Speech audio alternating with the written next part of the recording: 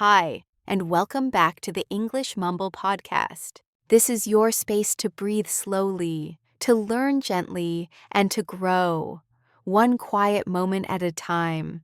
Today, I want to ask you something simple, but honest. What do your evenings really look like? After work, after school, after a long day, you come home, you take off your shoes, maybe grab a snack, sit down, and just breathe for a moment.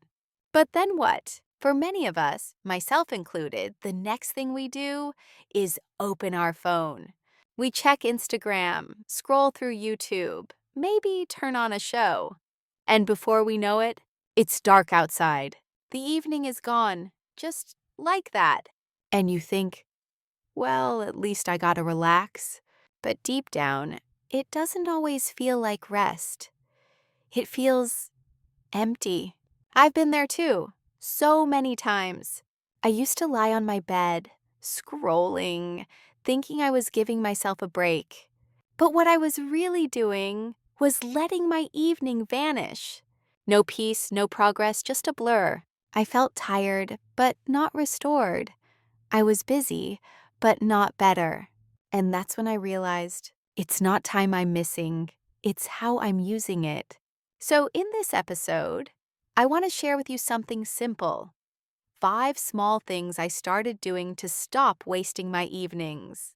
They're not complicated, they're not perfect, but they changed how I sleep, how I feel, and how I show up in life. Let's begin. One evening, I was lying on my bed, scrolling through my phone like always. And then I saw something. It was just one sentence, but it made me stop. Your 9 to 5 earns your living, but your 5 to 9 builds your future. I don't know why, but that line hit me. It felt like someone quietly whispered the truth, a truth I had ignored for years. During the day, we work for others. We sit in meetings, answer emails, finish tasks. But the evening, that's the only time that's truly ours. And yet, we waste it, not because we're lazy, but because we're tired and we think we're resting. But we're not. We're escaping with our phones, with just one episode, with noise that fills the room, but empties the heart. I realized something important that night. My evenings were disappearing, and I didn't even notice. I wasn't learning, I wasn't healing, I wasn't moving forward. I was just fading. But here's the good news. You don't need 3 hours. You don't need a perfect plan. Even 20 minutes, just 20, can change everything. 20 minutes to read, to journal, to breathe, to speak one sentence in English out loud. That time is your gift. It doesn't belong to your job. It doesn't belong to your screen. It belongs to you. And how you use it will shape who you become. The first habit I changed was so simple, but it made a huge difference. I started doing one thing every night. I gave my evening a name. That's right. I stopped saying vague things like, I'll just relax for a bit, or I'll do something later, because later never came. So instead, I began saying, from 7 to 8, I recharge. From 8 to 9, I learn. At 9:30, I wind down. Just naming the time made it feel real. When your time has no name, it feels empty. It disappears without you even noticing. But when you give it a name, you give it purpose. You give it meaning. It doesn't have to be perfect. It just has to be clear. Call it quiet hour. Call it stretch and breathe. Call it English time. Call it anything that reminds you. This is my time, and I choose how to use it. Because if you don't name your evening, your phone will, your habits will, the noise will. But when you say it out loud or even just to yourself, you take back control. Even if it's just 30 minutes, give it a name. Write it down. Say it with pride. This is your evening, so give it a reason to exist. The second habit that changed my evenings wasn't about time. It was about space. Because sometimes the real problem isn't what you're doing, it's what's around you while you're doing it. Let me tell you what my evenings used to look like. I was lying on my bed, laptop open, TV on in the background, phone buzzing every few minutes. And I kept asking myself, why can't I focus? Why do I feel so tired? Why can't I fall asleep peacefully? The answer was right in front of me. My space was designed for distraction, not for rest. And here's what I learned. Your brain isn't the problem. Your environment is speaking louder than your goals. If the first thing you see is your phone, that's what your brain grabs.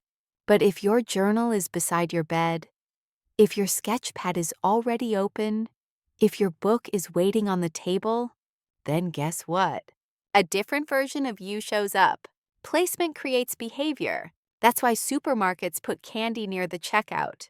Because where something is placed decides what we do. So why not use the same trick at home? Want to stretch? Leave your yoga mat near the sofa. Want to read? Put your book on the pillow, not your phone. Want to practice English? Lay out your notebook with a pen on top. Because the space around you should help you, not control you.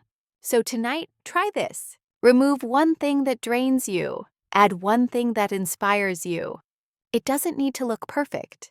It just needs to feel right.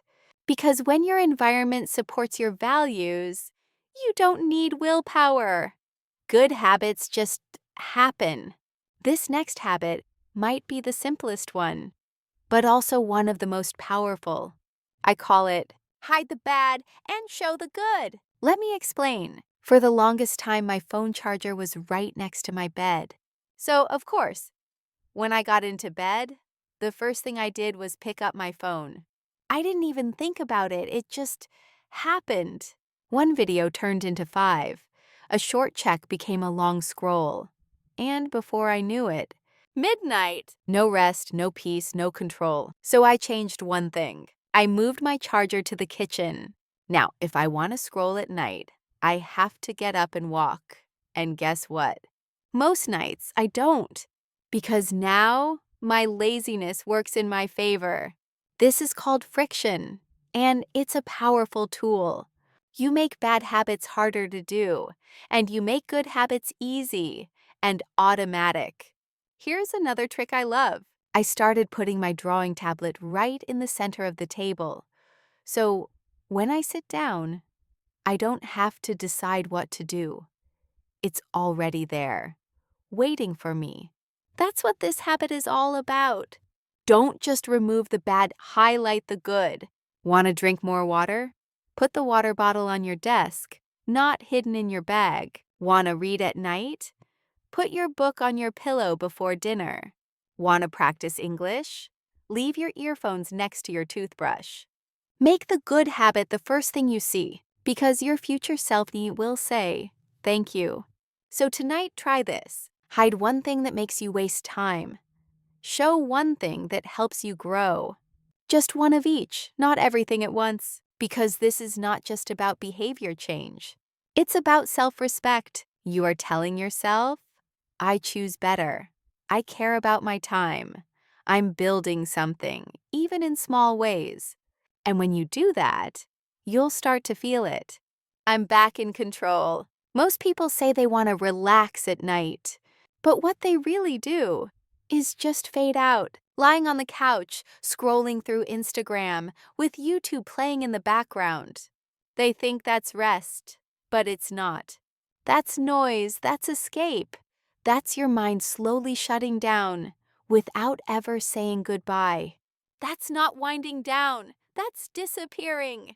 And when you disappear into your screen like that, you don't feel better the next day. You wake up feeling tired, not just in your body, but in your heart. Because your mind never had a chance to say, we're done for today. So here's the habit that changed that for me. I created a closing ritual. Nothing big, nothing difficult, just a few quiet things I do every night to let my body know it's time to rest. Here's what I do. I turn on a soft yellow light. I light a candle. I write down 3 small thoughts from the day, and I play a slow, gentle playlist, soft guitar and ambient sounds. That's it. But now, the moment I hit play, my body starts to let go. It's like my nervous system finally hears, "You're safe now. You can rest." And over time, this ritual became my signal, a quiet way to say the day is over, and that's okay. You can do this too. Your ritual doesn't have to look like mine. It can be a warm shower with the lights off, brushing your teeth while humming your favorite song, saying a short prayer, putting your phone in a drawer and whispering, "Good night." Whatever helps you feel calm, choose that. A closing ritual is not a task, it's a gift. It's a small promise you make to yourself every night. Not to be productive, but to find peace. And peace is what gives your rest real power. For a long time, I ended every day the same way.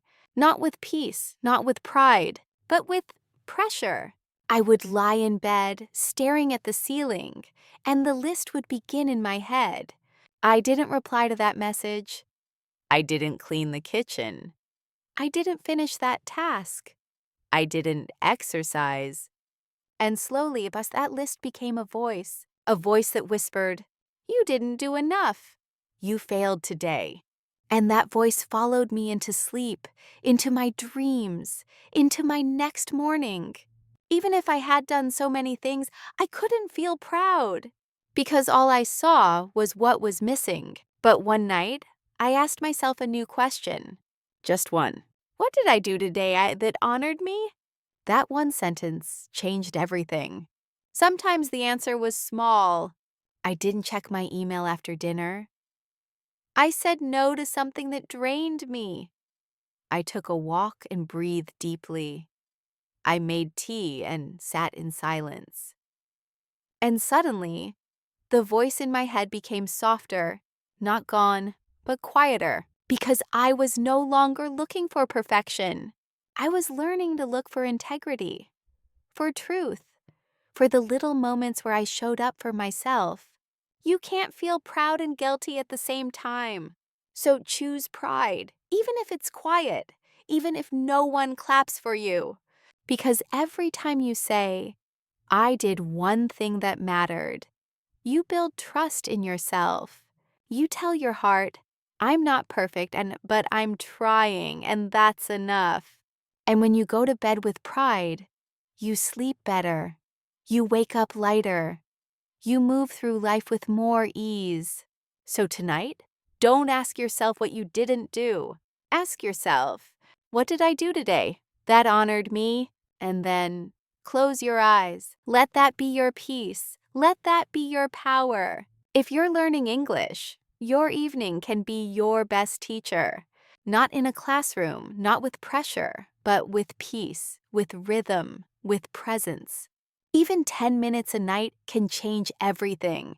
Because when you listen to soft English, when you repeat just one phrase out loud, when you write one new word in your notebook, you're not just learning a language, you're building a habit. You're building a life. And that's why this podcast exists, to remind you, you don't need to rush, you just need to return. Return to your breath. Return to your values, return to your calm. So tonight, put your phone away a little earlier. Light a small candle. Listen to one episode. Even just this one again. Whisper a new sentence in English. Ask yourself, what did I do today that honored me? And then breathe. You don't need to do everything. You just need to do one thing. With love, with care, with intention. Because when you take care of your evening takes care of you.